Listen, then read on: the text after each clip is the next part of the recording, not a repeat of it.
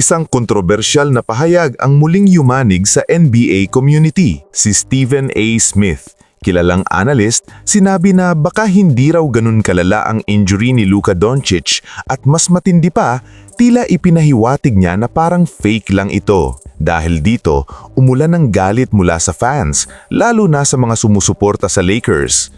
Pero habang mainit ang usapan, may isang malaking tanong na lumilitaw. Kung mawawala nga si Luka, ito na ba ang pagkakataon ni Austin Reeves para patunayan na karapat-dapat siya sa malaking kontrata? Unang punto, ang sinabi ni Stephen A. Smith. Ayon sa kanya, tila hindi raw kapani-paniwala ang severity ng injury ni Luka at may bahagi pa ng kanyang statement na parang sinasabing good thing pa ito. Natural, hindi ito nagustuhan ng fans. Marami ang nagsasabing disrespectful ito, lalo na't ang injury ay seryosong bagay sa career ng isang player. Sa social media, mabilis nag-trend ang galit ng fans. Para sa marami, hindi tama na questionin ang injury ng isang superstar, lalo na kung walang malinaw na medical basis. Pangalawang punto, epekto nito sa Lakers. Kung mawawala si Luka sa mahahalagang laro, malaking responsibilidad ang mapupunta kina LeBron James at Austin Reeves. At dito pumapasok ang malaking storyline, pagkakataon nito ni Reeves.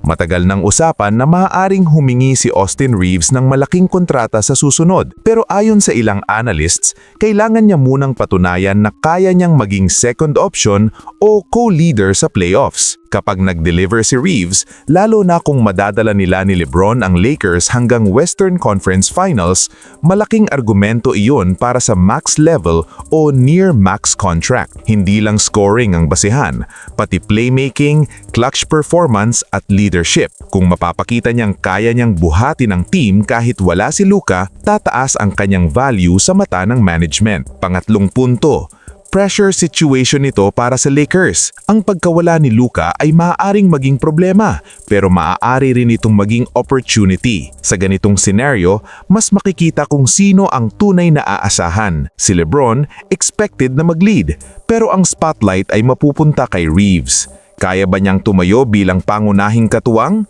Kaya ba niyang magpakita ng consistency sa high-pressure games? Sa ngayon, dalawang malaking usapan ang umiikot, ang kontrobersyal na pahayag ni Stephen A. Smith at ang pagkakataon ni Austin Reeves na patunayan ang kanyang halaga. Kung totoo mang mawawala si Luka, ito na ang moment na maaaring magbago sa future ni Reeves sa Lakers. Pero kayo, ano sa tingin niyo?